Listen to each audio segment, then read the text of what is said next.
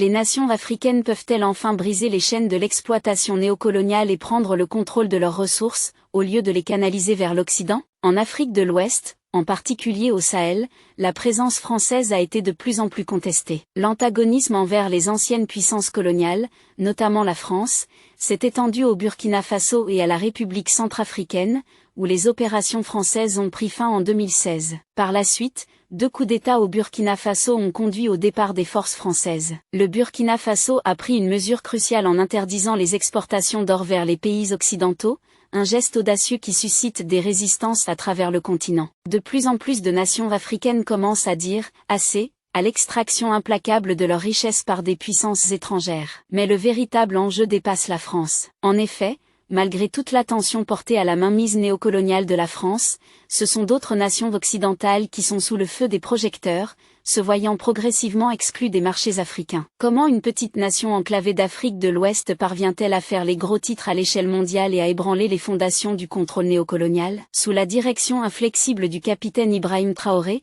le Burkina Faso a réussi cet exploit en suspendant l'exportation de l'or provenant des opérations minières artisanales et semi-mécanisées. Cette nation résiliente prend position contre des décennies d'exploitation de ses ressources par les puissances occidentales. Mais il ne s'agit pas seulement de l'or, il s'agit de souveraineté, d'autodétermination et de la récupération audacieuse des richesses nationales. Le Congo, avec ses mines contenant l'un des ors les plus purs au monde, a été le théâtre d'abus où les mineurs paient un prix fort, non pas en argent, mais en extorsion et en violation des droits. Pendant trop longtemps, l'Occident a traité les nations africaines comme des réservoirs de ressources, avec peu de considération pour les dévastations infligées à la population locale. L'or qui a quitté le Burkina Faso a financé la terreur et l'instabilité, laissant le pays appauvri tout en enrichissant les intérêts étrangers. Mais les choses commencent à changer. L'interdiction des exportations d'or vers des nations comme la Suisse en est la preuve, remettant en cause les fondements du contrôle occidental sur l'Afrique. Pourquoi la Suisse est-elle concernée par cette affaire? N'était-ce pas toujours la France? Aujourd'hui, de nombreuses choses surprendront, et celle-ci en fait partie. La suspension des exportations d'or n'est pas seulement une décision économique, c'est une déclaration politique qui remet en question les fondements même du contrôle occidental sur l'Afrique. Cela marque un changement dans l'équilibre des pouvoirs, où les nations africaines ne sont plus disposées à être des participantes passives de leur propre exploitation. Mais pourquoi le Burkina Faso est-il devenu le point focal dans la lutte pour les ressources naturelles de l'Afrique? La réponse réside dans l'importance de l'or dans l'économie mondiale et dans l'exploitation qui a marqué le continent depuis des siècles. Le Burkina Faso, 4e producteur d'or en Afrique, repose sur un véritable trésor de richesses minérales. Cependant, une grande partie de cette richesse a été emportée par des puissances étrangères, laissant le pays appauvri et déstabilisé. L'or n'est pas seulement un métal précieux, c'est le pilier des économies, surtout pour les nations riches en ressources naturelles mais en difficulté de développement. Au Burkina Faso, l'exploitation aurifère a été une composante essentielle de l'économie, contribuant de manière significative aux recettes de l'État. Toutefois, les bénéfices de cette richesse n'ont pas été répartis équitablement. Ils ont plutôt été captés par une petite élite, souvent en collaboration avec des entreprises et des gouvernements étrangers, laissant la majorité de la population dans la pauvreté. La junte militaire au Burkina Faso, sous la direction du capitaine Traoré, reconnaît cette exploitation et a pris des mesures décisives pour y mettre fin. En suspendant l'exportation d'or artisanal et semi-mécanisé, la junte coupe effectivement une source majeure de revenus illégaux pour ses réseaux opaques. Ce geste ne vise pas seulement à sécuriser la richesse du pays, mais aussi à affirmer le contrôle sur son avenir. Mais comment le Burkina Faso en est-il arrivé là? Pour comprendre cela, il faut remonter aux racines de ce combat, à l'époque coloniale, lorsque les puissances européennes ont découpé l'Afrique à leur profit. Même après avoir obtenu leur indépendance, des nations africaines comme le Burkina Faso ont lutté pour se libérer des chaînes économiques qui les lient à leurs anciens colonisateurs. Les structures d'exploitation établies durant la période coloniale ont perduré, souvent sous des formes plus subtiles mais tout aussi destructrices. Les entreprises occidentales, souvent avec l'appui de leur gouvernement, ont continué à extraire les ressources africaines à une fraction de leur vraie valeur, grâce à une combinaison de pratiques corrompues, de failles juridiques et d'une puissance économique brute. Le résultat a été un transfert de richesses de l'Afrique vers l'Occident, laissant les nations africaines avec peu de bénéfices malgré leurs abondantes ressources naturelles. Au Burkina Faso, cette exploitation a été aggravée par l'implication de groupes armés qui ont utilisé les revenus de l'exploitation minière illégale pour financer leurs activités. Ces groupes ont prospéré dans le chaos créé par une gouvernance faible et des ingérences extérieures, transformant des régions du pays en zones sans loi, où la règle de droit est remplacée par celle des armes. La décision de la junte militaire de suspendre les exportations d'or est une réponse directe à cette crise. C'est une tentative de restaurer l'ordre dans un secteur miné par la corruption, la violence et l'exploitation. En prenant le contrôle du commerce de l'or, la junte prend aussi le contrôle de l'avenir du pays, veillant à ce que ses ressources soient utilisées au profit du peuple, plutôt que d'être accaparées par des puissances étrangères et leurs collaborateurs locaux. Cependant, ce combat est loin d'être terminé. L'Occident, avec ses intérêts profondément enracinés en Afrique, est peu susceptible de céder sans résistance. La suspension des exportations d'or n'est que la première étape d'une stratégie plus large visant à récupérer les ressources de l'Afrique et à s'assurer qu'elles bénéficient aux habitants du continent, et non à ceux qui les exploitent de loin. Ce qui pousse l'Occident à maintenir son appétit insatiable pour l'or africain, c'est à la fois simple et complexe, le contrôle. Pendant des siècles, les puissances occidentales ont cherché à contrôler les vastes ressources de l'Afrique en utilisant une combinaison de pressions économiques, de manipulations politiques, et lorsque nécessaire, de forces militaires. L'or n'est pas seulement un métal précieux, c'est un symbole de pouvoir, de richesse et de contrôle. En contrôlant le flux de l'or hors d'Afrique, les nations occidentales ont maintenu leur domination sur la scène mondiale. L'or a toujours occupé une place spéciale dans l'économie mondiale,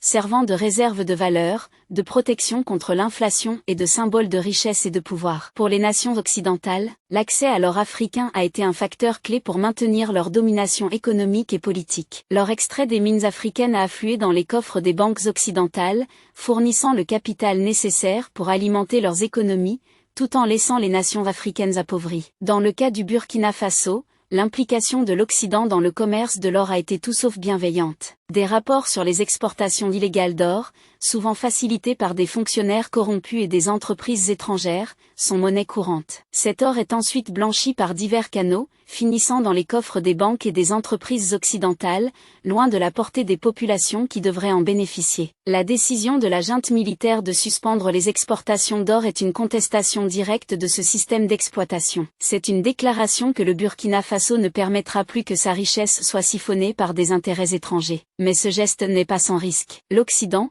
en particulier les pays avec une longue histoire d'exploitation coloniale en Afrique, est susceptible de répondre par des pressions économiques et politiques, cherchant à saper les efforts de la junte et à rétablir le statu quo. Pour comprendre pourquoi l'Occident est si déterminé à maintenir le contrôle sur les ressources africaines, il est essentiel d'examiner le contexte géopolitique plus large. L'économie mondiale est de plus en plus compétitive, avec des puissances émergentes comme la Chine et l'Inde qui remettent en cause la domination des puissances occidentales traditionnelles. Dans ce contexte, le contrôle des ressources comme l'or est perçu comme une nécessité stratégique pour les nations occidentales. Maintenir l'accès aux ressources africaines n'est pas seulement une question de gain économique, c'est aussi une question de maintenir leur position dans la hiérarchie mondiale. L'exploitation des ressources africaines a été un pilier du pouvoir occidental pendant des siècles, et ils sont peu enclins à y renoncer sans se battre. Cependant, la junte au Burkina Faso ne recule pas. Ils comprennent que cette lutte ne concerne pas seulement l'or, mais qu'il s'agit de reprendre le contrôle sur l'avenir de leur pays. En coupant le flux d'or vers l'Occident,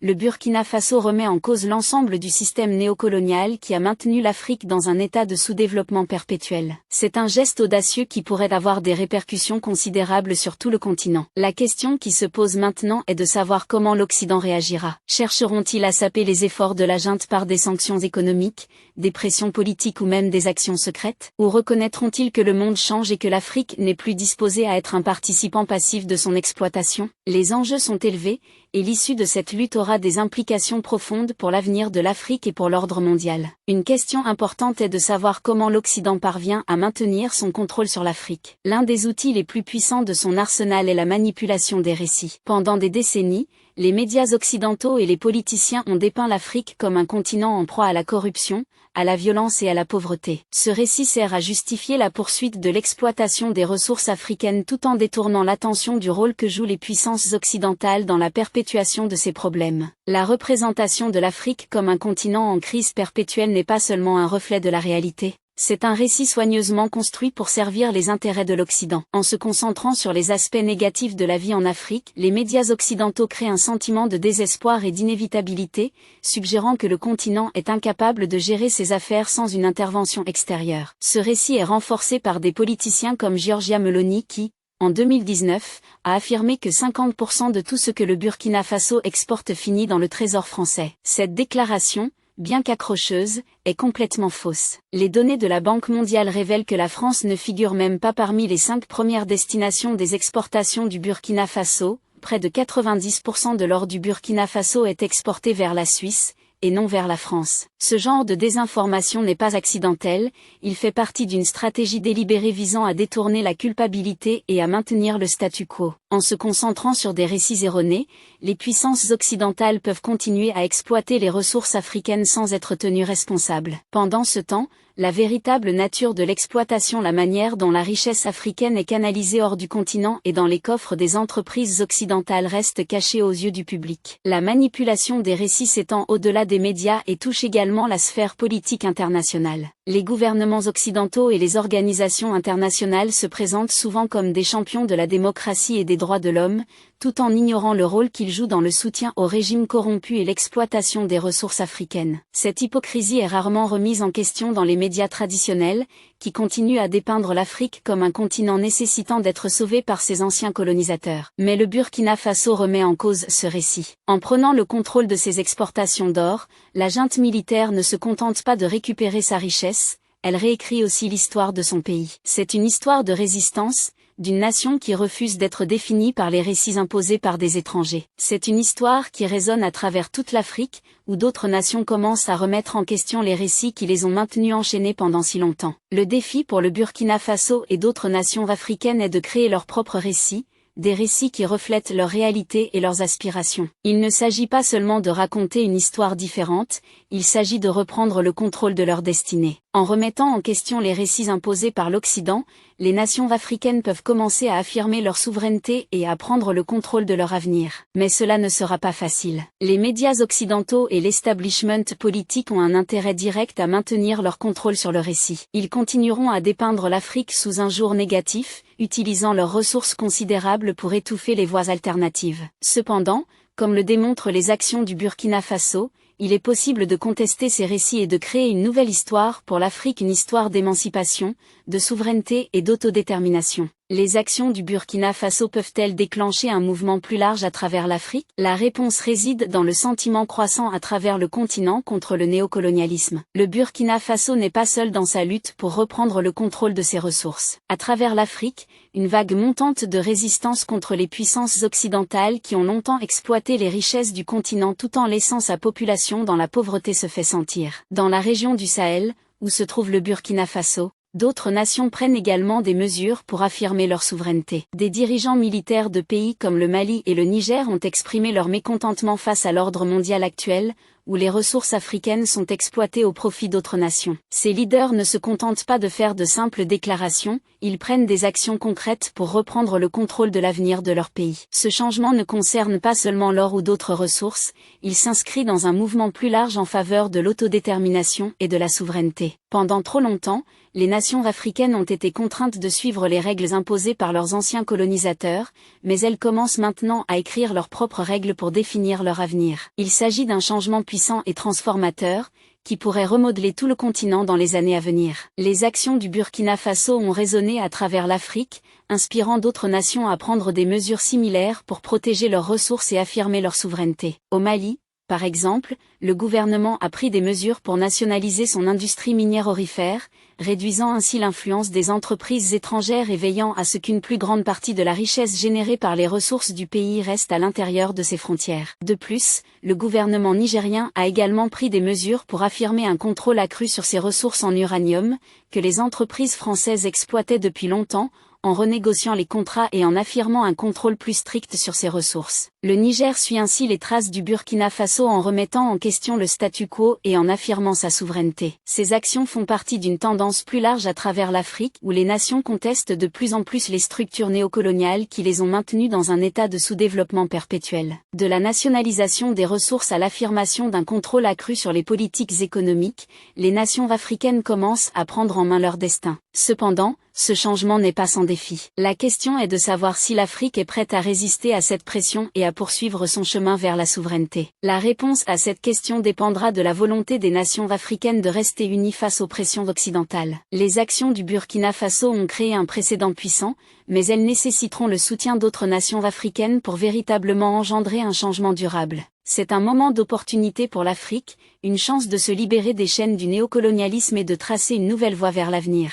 Le défi pour l'Afrique est de construire un front uni contre les forces du néocolonialisme. Cela nécessitera non seulement une volonté politique, mais aussi une coopération économique et une solidarité entre les nations africaines. Elles doivent travailler ensemble pour développer leurs économies, réduire leur dépendance à l'aide et aux investissements étrangers, et créer un nouvel ordre économique qui profite aux peuples africains plutôt qu'aux puissances étrangères. Cette tâche est ardue, mais l'Afrique semble de plus en plus prête à la relever. Les actions du Burkina Faso et d'autres nations du Sahel ne sont que le début d'un mouvement plus large vers la souveraineté et l'autodétermination. La question qui se pose maintenant est de savoir si l'Afrique peut maintenir cet élan et construire un nouvel avenir pour elle-même, libre de l'exploitation et du contrôle des puissances étrangères. Les enjeux sont élevés, mais les récompenses potentielles sont immenses. Si les nations africaines parviennent à reprendre le contrôle de leurs ressources et à affirmer leur souveraineté, elles ont le potentiel de transformer le continent et de créer un nouvel avenir pour leur peuple. C'est un moment d'opportunité pour l'Afrique, une chance de se libérer des chaînes du néocolonialisme et de tracer une nouvelle voie vers l'avenir. La route sera difficile, mais les récompenses potentielles sont immenses. L'heure de l'Afrique est venue, et le monde doit en prendre conscience. Pensez-vous que cette planification des exportations est une bonne décision? Cela va-t-il améliorer l'économie de l'Afrique? Faites-le nous savoir dans la section des commentaires. Le commerce avec des nations comme la Chine et la Russie n'est-il pas préférable? Voulez-vous regarder plus de vidéos comme celle-ci? Si c'est le cas, abonnez-vous à notre chaîne et appuyez sur l'icône de la cloche à côté. Nous avons décidé de proposer des vidéos sur des sujets dont personne ne parle, la culture noire, la civilisation, l'histoire et l'épreuve de la grandeur des Noirs. Merci d'avoir regardé, et jusqu'à la prochaine vidéo, restez à l'écoute.